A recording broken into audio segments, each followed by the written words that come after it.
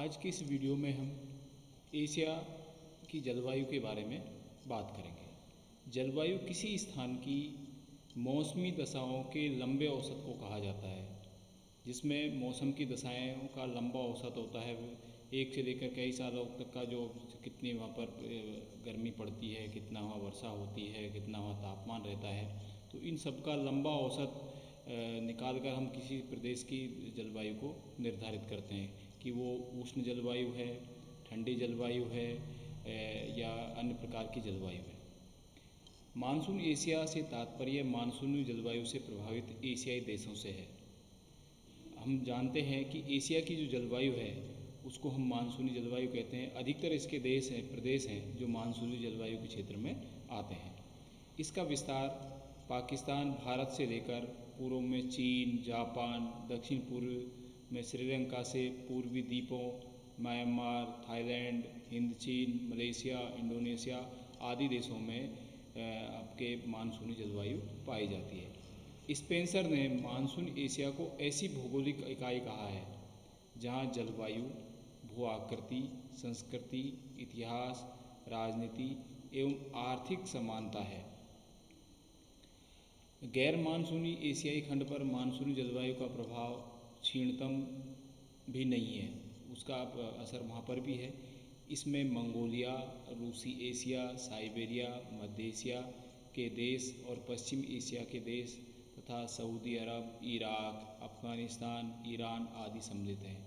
इनकी संस्कृति, सभ्यता, इतिहास, राजनीति, आर्थिक दशा एवं प्राकृतिक पर्यावरण आदि मानसून एशिया से भिन्न है। तो एशिया के भी दो तरह के जलवायु डिवीजन हुए। एक क्षेत्र है जिसमें हमें मानसूनी जलवायु मिलती है और दूसरा क्षेत्र ऐसा है जहाँ पर मानसूनी जलवायु का प्रभाव कम पाया जाता है। इन भौगोलिक भिन्नताओं के संदर्भ में एशिया की जलवायुगत विशेषताओं और उनका इन दोनों प्रदेशों में मृदा एवं प्राकृतिक वनस्पति से संबंध की संक्षिप्त व्याख्या इस वीडियो में आ रही है। सुविधा की दृष्टि से जलवायु, मृदा, वनस्पति प्रदेशों की समस्त की दृष्टि से आंका गया है कि किस प्रकार से जलवायु वहाँ की वनस्पति, वहाँ की मृदा को प्रभावित करती है। पहले आता है जलवायु एवं प्रभावी कारक। जलवायु को कौन कौन से कारक हैं जो प्रभावित करते हैं। जलवायु किसी छोटे बड़े प्रदेश को प्रभावित बनाए रखने में अत्यंत सशक्त कारक है, क्योंकि क्लाइमेट से ही वहाँ का चाहे मानव जीवन है, चाहे वनस्पति है, जीव जंतु हैं का उनका सारा लाइफ स्टाइल निर्धारित होता है। इसके विषय में हिंटबेक की मान्यता है कि मनुष्य जितने भी भौगोलिक प्रभावों के अधीन है उन सभी में जलवायु सर्वाधिक शक्तिशाली प्रतीत होती है। अन्य जो भौगोलिक कारक हैं उनकी बजाय जलवायु सबसे ज़्यादा मनुष्य को प्रभावित करती है। जलवायु में ऐसे कारकों का योग है जिन पर मानव का नियंत्रण न्यूनतम है। जलवायु जिन कारकों, चाहे वो तापमान है, चाहे वर्षा है, चाहे आर्द्रता है, इनसे मिलकर किसी प्रदेश की जो जलवायु बनती है, तो इन सभी पर मनुष्य का नियंत्रण न्यूनतम होता है। इनको मनुष्य नियंत्रित नहीं कर पाता है। वे कारक मनुष्य को अपने प्रभाव से अनेक स्थितियों में विवश बना देते हैं। ये सभी कारक मनुष्य को जो आपके नियतिवाद है कि उस पर उसके अनुरूप चलने के लिए विवश कर देते हैं। तापक्रम, आर्द्रता, पवनें, सूर्य प्रकाश आदि इसके महत्वपूर्ण अंग हैं। ये सभी जलवायु के महत्वपूर्ण अंग हैं। इनसे मिलकर किसी प्रदेश की जलवायु निर्धारित होती है। ये मानव को अपनी शक्ति से दैनिक क्रियाओं के प्रति समानुकूलन करने के लिए बाध्य करते हैं। सभी कारक दैनिक से लेकर उसकी सभी क्रियाओं को प्रभावित करते हैं। उनके अनुसार समायोजन के लिए बिना मनुष्य अपनी क्रियाएं सफलतापूर्वक नहीं कर सकता है। इनसे एडजस्ट करके ही मनुष्य अपनी जीवन क्रियाएं संचालित करता है। जलवायु प्राकृतिक वनस्पति, मिट्टियाँ और जीव जंतुओं के वितरण को कहीं कम, कहीं अधिक और कहीं शून्यता से नियंत्रित करती है। इसका प्रभाव जो क्लाइमेट का है तो विभिन्न क्षेत्रों में इसका अलग अलग है। कहीं बहुत ज़्यादा प्रभाव है, कहीं कम मिलता है, कहीं और कम मिलता है। कठिनाई से भरी जलवायु दशाओं में सभ्यताओं का बीजारोपण हुआ है। एशिया महाद्वीप पर अर्ध उत्तरी भाग की कष्टदायी जलवायु। अर्ध उत्तरी भाग मतलब उत्तरी गोलार्ध या उत्तरी क्षेत्र जहाँ पर ठंड बहुत ज़्यादा पड़ती है, वहाँ वनस्पति भी नहीं उगती है, तो इसको कष्टदायी जलवायु की कैटेगरी में रखा गया है। जलवायु में पश्चिमी और मजबूत भुजाओं की जातियों का वास है। तो पश्चिम में यदि हम जाएँ तो वहाँ पर क्या हार्ड जो है ज़्यादा तापमान रहता है, तो वहाँ के जो मनुष्य है वो हार्ड वर्कर आपको मिलेगा। इसके विपरीत अर्ध दक्षिणी जो दक्षिणी भाग है उसमें आरामदायक मानसूनी जलवायु की जनसंख्या निर्बल सहज, और अब जो मानसूनी है जलवायु है जहाँ पर, तो वहाँ के लोग आलसी हैं। वहाँ जलवायु की इस प्रकार की कंडीशन है कि वो वहाँ पे जो मनुष्य है वो अधिक ज़्यादा आलसी टाइप का रहता है।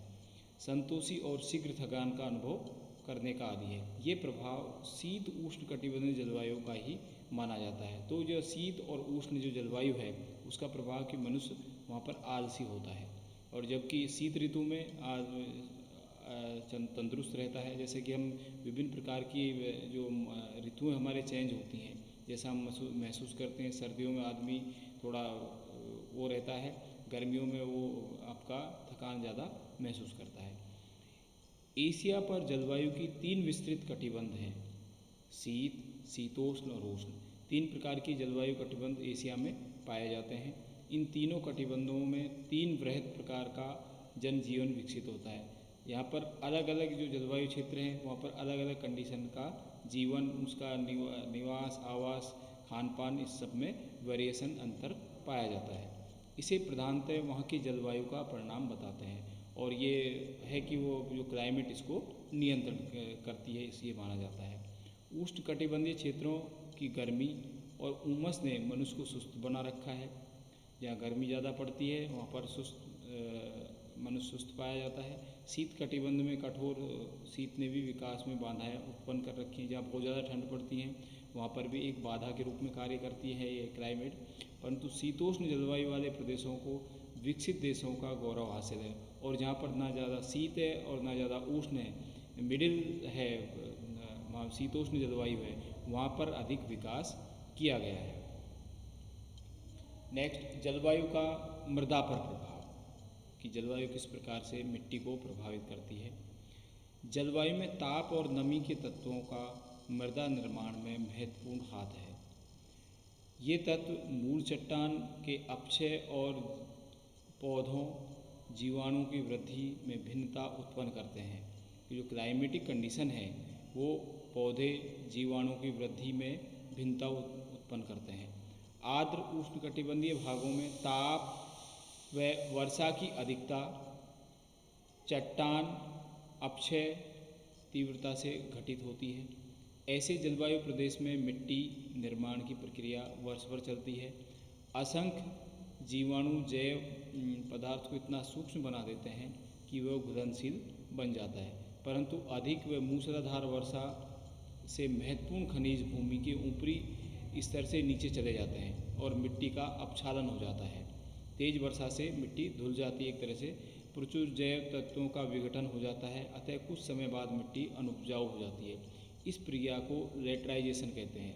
यहाँ लेटराइट मिट्टी जहाँ मिलती है, इट मीन्स उन क्षेत्रों में वर्षा अधिक होती है, और अधिक वर्षा की मात्रा के कारण जो मिट्टी के उपजाऊ जो कण हैं वो धुल जाते हैं या बहकर दूसरे स्थानों पर चले जाते हैं, और इस प्रकार की मृदा को हम मिट्टी का लेटराइजेशन या लेटराइट मिट्टी के नाम से जाना जाता है, और लेटराइट मिट्टी कम उपजाऊ भी होती है।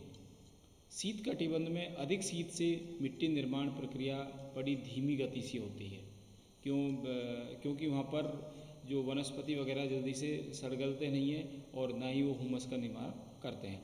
अधिक समय अवधि तक बनी शीत जीवाणुओं की संख्या कम कर देते हैं। हम देखते हैं कि शीत ऋतु में इतने जीव, और वर्षा ऋतु गर्मी के जस्ट जैसे ही वर्षा ऋतु आती है तो वहाँ पर जीवों की मात्रा और हुमस की मात्रा बढ़ जाती है। पौधे पत्तियों का शीघ्र विघटन नहीं हो पाता। सर्दियों में किसी चीज़ जल्दी से ख़राब नहीं होती, सड़गल नहीं पाती है। वे जल को भूमि में प्रवेश करने से रुकावट पैदा करती है। यह प्रक्रिया मिट्टी को पूर्ण विकसित नहीं होने देती। जैव पदार्थ परत पर ही रह जाते हैं। मृदा की गहराई 2 फुट से भी कम रह जाती है। इसे पॉडजोलाइजेशन कहते हैं। जो शीत प्रदेशों में जो मिट्टी पाई जाती है उसको हम पॉडजोल मिट्टी कहते हैं। और ये मिट्टी कम उपजाऊ होती है।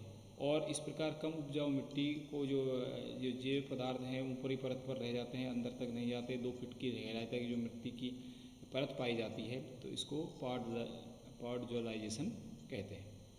उपरोक्त दोनों स्थितियों के विपरीत मध्य अक्षांशीय प्रदेशों में जहाँ वर्षा की मात्रा सामान्य है, वर्षा मीडियम होती है, घास के मैदानों की मृदा में जैव पदार्थ अधिक होते हैं। जहाँ घास ज़्यादा होती है वहाँ जीव जंतु भी अधिक पाए जाते हैं। इसलिए एशिया के रूसी स्टेपी क्षेत्र में काली उपजाऊ मिट्टी का विकास हुआ है। एशिया जो मध्य एशिया है, रूसी क्षेत्र है, वहाँ पर स्टेपी घास पाई जाती है। इस घास में वनस्पति अंश और जीव जंतु अधिक पाए जाते हैं और यहाँ काली उपजाऊ मिट्टी का विकास हुआ है। और इसे हम चरनोजम भी कहते हैं। इस काली मिट्टी को हम चरनोजम कहते हैं। ये अधिक उपजाऊ होती है। भिन्न भिन्न जलवायु के प्रदेशों की एक ही प्रकार की चट्टान से भिन्न भिन्न प्रकार की मिट्टियों का जन्म। यहाँ पर जो पेरेंट रॉक्स एक हो सकती हैं, लेकिन यदि जलवायु अलग अलग प्रकार की है तो वहाँ की जलवायु भी, वहाँ की मिट्टी का प्रकार भी अलग प्रकार को देखने को मिलता है। ग्रेनाइट से शीतोष्ण कटिबंधीय प्रदेश में भूरी पॉडजोल मिट्टी का निर्माण होता है। यदि पेरेंट रॉक ग्रेनाइट है लेकिन शीतोष्ण कटिबंधीय क्षेत्र है, शीतोष्ण प्रकार की जलवायु पाई जाती है तो वहाँ जो मिट्टी है पॉडजोल या भूरी पॉडजोल मिट्टी पाई जाती है। स्टेपी प्रदेश में काली मिट्टी, जो घास के प्रदेश हैं वहाँ पर काली मिट्टी मिलेगी और उष्ण कटिबंधीय क्षेत्रों में लाल मिट्टी का निर्माण होता है। तो ये अन्य विभिन्न प्रकार की जो जलवायु है, जो सेम रॉक पेरेंट रॉक होने के बाद भी अलग अलग प्रकार की मिट्टी का निर्माण करती है। मृदा एवं जीवाश्म, वनस्पति एवं जीवों का योग मिट्टी और जीवाश्म को किस प्रकार से प्रभावित करती है। मिट्टी के निर्माण में वनस्पति और जीवों, कीटाणुओं, बैक्टीरिया, फफूंद, प्रोटोजोआ और अनेक जीवाश्मीय ऊपरी भागों से उन्हें आंतरिक भागों में पहुंचा देते हैं। जो छोटे छोटे जीव हैं जो उसको उपजाऊ बनाते हुए अंदर तक उसको पहुंचा देते हैं।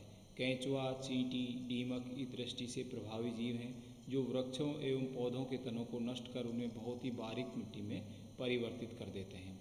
वनस्पति भी गहराई से विभिन्न खनिजों को प्राप्त कर पुनः भूमि में मिलाती है और मिट्टी का संतुलन बनाती है। मिट्टी एवं वनस्पति, पेड़ पौधों, घास आदि वनस्पति का मृदाओं से घनिष्ठ संबंध है, क्योंकि जैसी मिट्टी होगी, अच्छी वनस्पति होगी। मिट्टी कमज़ोर होगी तो वनस्पति का भी कमज़ोर होगी। यह बताया। जीवाश्म वनस्पति की जड़ों को मिट्टी में मिला देते हैं। कुछ जीव मरने पर स्वयं को मिट्टी में विलीन करते हैं। इससे वनस्पति प्लस जीवाश्म का सड़ा गला अंश पदार्थ हुमस गल जाता है। ये पदार्थ काला, चिपचिपा और जल को सोखने वाला होता है। ये गला सड़ा पदार्थ या पेचीदा, रहस्यमय और जीवनदायक होता है, जिसे मिट्टी की संज्ञा देते हैं। तो हुमस में आपके मिट्टी में के साथ साथ में जीव जंतु और वनस्पति होती है, और इसके साथ साथ में ये सब जो संपूर्ण अंश मिलकर उसको हम मिट्टी कहते हैं। मिट्टी में हुमस की मात्रा उसकी उत्पादकता बढ़ाती है। हुमस पौधों में भोजन संग्रह का काम करता है। घास के मैदानों की मिट्टी में हुमस की मात्रा 70 से 100% तक मिलती है। पथरीले भागों में यह मात्रा बहुत कम होती है। दक्षिण यूक्रेन में, रूस में चौड़ी पेटी में लंबी घास के जैव पदार्थों की मात्रा अधिक पाई जाती है। छोटी घास वाले भागों में चरनोजम विकसित होती है। इसमें ऊपरी स्तर पर जैव पदार्थ एवं महीन मिट्टी के कण पाए जाते हैं। यूक्रेन में यह मिट्टी पाई जाती है। मिट्टी के कण महीन में एक दूसरे से सटे रहते हैं। इसमें पानी में ताप अधिक दूर तक अंदर नहीं जा सकते। ये वनस्पति सीधे खड़े रहने का कारण भी है। मोटी मिट्टी में पेड़ों की जड़ों को सहारा मिलना कठिन होता है, क्योंकि वह जल को शीघ्र ही नीचे सोख लेती है। वनस्पति के लिए जल व वायु दोनों आवश्यक हैं। इन दोनों धारण करने के लिए मिट्टी वह है जो न बहुत मोटी और न बहुत चिकनी, ऐसी मध्यम कणों की मिट्टी वनस्पति की जड़ें सांस भी ले सकती हैं और जल के द्वारा भोजन प्राप्त कर सकती हैं। जलवायु, वनस्पति और मिट्टी। मिट्टी के अंदर पाए जाने वाले गुण उस प्रदेश की जलवायु, पेड़ पौधों, वनस्पति के परिणाम होते हैं। मिट्टी के निर्माण में प्रदेश की 3 बातों का प्रभाव होता है: जलवायु, वनस्पति और चट्टान जिसके टूटने से मिट्टी बनती है। मिट्टी के 2 मुख्य प्रकार होते हैं। पहला उन मिट्टियों का जिनके गुणों पर जलवायु एवं वनस्पति का अधिक प्रभाव पड़ा है, और दूसरा पैतृक चट्टान का कम। दूसरा भेद उन मिट्टियों का है जो अपनी पैतृक चट्टान के गुणों को अधिक आश्रित है और जलवायु एवं वनस्पति का अपेक्षाकृत कम प्रभाव पड़ता है। एक पर जलवायु का ज़्यादा प्रभाव है और दूसरी पर उसकी पेरेंट रॉक का है, उसका ज़्यादा प्रभाव है। दक्षिण पश्चिम साइबेरिया, मध्य मंचूरिया, प्रेरी प्रदेश में उपजाऊपन का कारण वहाँ की काली मिट्टी है। इट मीन्स वहाँ पर रॉक्स का ज़्यादा प्रभाव है जिसमें जीवाश्म की प्रचुरता है। इसके विपरीत दक्षिण भारत के ट्रैप, लावा, पठार की काली मिट्टी के गुण चट्टान पर अधिक और जलवायु, वनस्पति पर कम आश्रित हैं। तो ये 2 क्षेत्र हैं जहाँ पर वहाँ की पेरेंट रॉक का ज़्यादा प्रभाव है और जलवायु का कम प्रभाव है। यहाँ पर एक टेबल दी गई है जहाँ पर रचना में जलवायु, वनस्पति और मिट्टियों का संबंध स्पष्ट किया गया है कि कौन सी मिट्टी कहाँ पर किस क्षेत्र में है, उसका तापमान, वर्षा। अब इसको देखते हैं, जैसे आपका तापमान के हिसाब से टुंड्रा ध्रुवीय प्रदेशों में, पेड़जल मिट्टियाँ अर्धध्रुवीय ध्रुवों से और अंदर की तरफ, मरुस्थल झाड़ियों और में आपके शीतोष्ण स्टेपी में भूरी मिट्टियाँ, मरुस्थल में झाड़ियाँ, नमकीन मिट्टियाँ, शीतोष्ण में घास के मैदान, चरणोजन मिट्टी, चौड़ी घास की पत्ती के वन, पौडजल भूरी मिट्टी, अर्ध उष्ण लाल पीली मिट्टी और शीत में प्रदेश में शीतोष्ण उष्ण मिट्टी। इसी प्रकार के आपके बबूल वाले मरुस्थल, ये वनस्पति है, इसमें घास के बबूल वाले मरुस्थल, घास के मैदान, चेस्टनट, उष्णकटिबंधीय वर्षा वाले वन, लेटराइट लाल मिट्टी, उष्णकटिबंधीय वर्षा वन, लाल मिट्टियाँ, उष्णकटिबंधीय। तो ये टेबल में वनस्पति और उसका संबंध दिया गया है। अब आता है एशिया महाद्वीप की जलवायु को प्रभावित करने वाले कारक। कौन कौन से कारक हैं जो एशिया महाद्वीप की जलवायु को प्रभावित करते हैं? एशिया महाद्वीप पूर्वी गोलार्ध का विशाल महाद्वीप है। इसकी विशालता इस तथ्य से देख सकते हैं कि इसका मध्य भाग समुद्र तल से 2400 किलोमीटर दूर पड़ता है। इसका सेंट्रल एशिया का बिंदु समुद्र से 2400 किलोमीटर दूर है। तो अब चारों तरफ आप इसका देख लीजिए।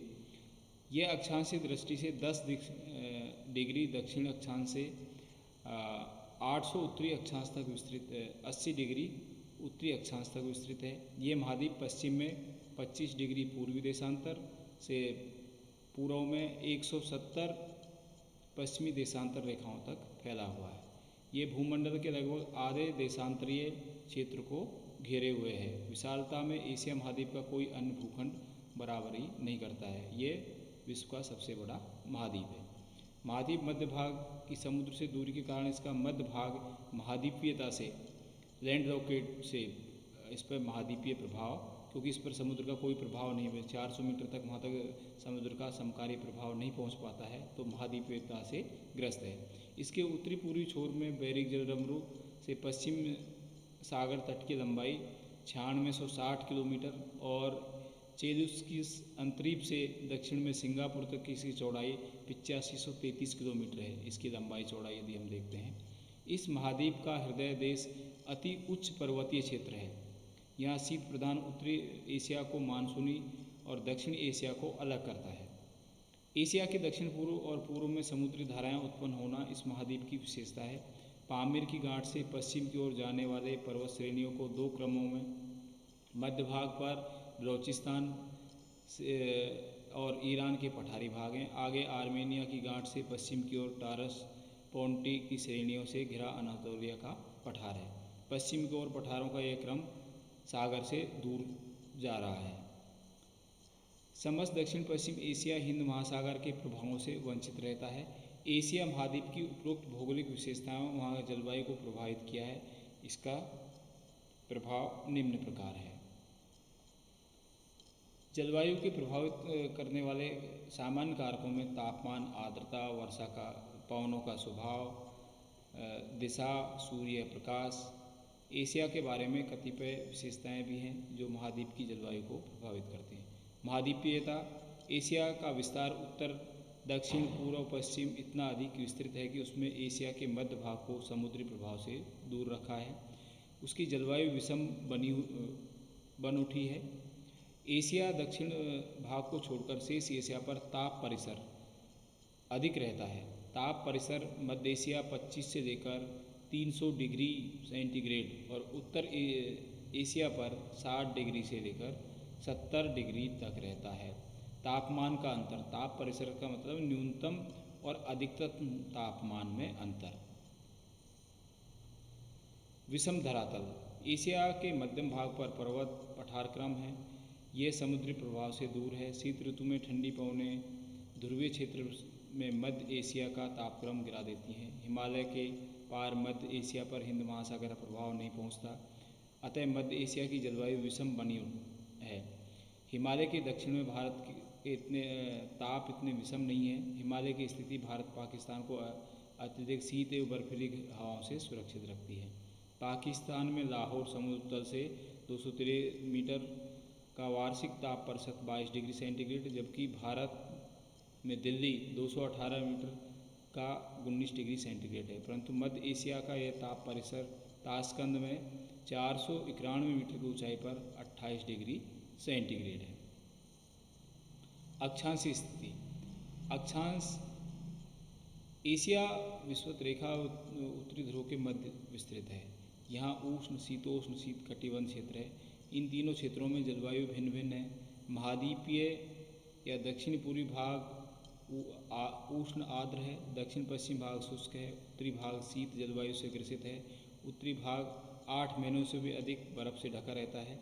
यहाँ बर्फोयांश संसार का सबसे ठंडा स्थान शीत ध्रुव कोल्ड पोल कहलाता है। यहाँ का न्यूनतम तापमान -50 डिग्री सेंटीग्रेड है, जबकि अधिकतम औसत तापमान 15 डिग्री सेंटीग्रेड है। अतः मासिक ताप परिसर औसत से 65 डिग्री सेंटीग्रेड के आसपास रहता है।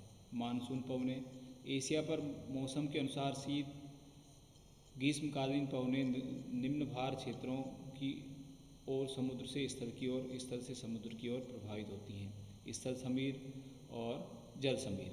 परंतु मध्य की पहाड़ियों, पठारे की भूआकृतियों, दक्षिण पश्चिम वर्षा श्रेणियों एवं पठार क्रम में मानसूनी प्रभाव से महाद्वीप के 2/3 उत्तरी एवं मध्य वंचित रखती हैं। ये भाग शुष्कता से ग्रसित हैं।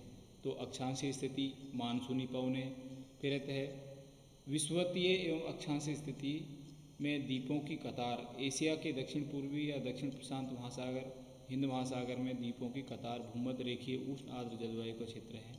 यहाँ वर्ष भर गर्मी पड़ती है। इसे वायु में संवहन धाराएं कॉन्वेंशनल करंट पैदा होने से प्रतिदिन प्राय दोपहर बाद भूमध्य रेखीय प्रदेशों में या विस्तृत रेखीय प्रदेशों में डेली बरसात होती है और वहाँ पर संवहनीय वर्षा होती है।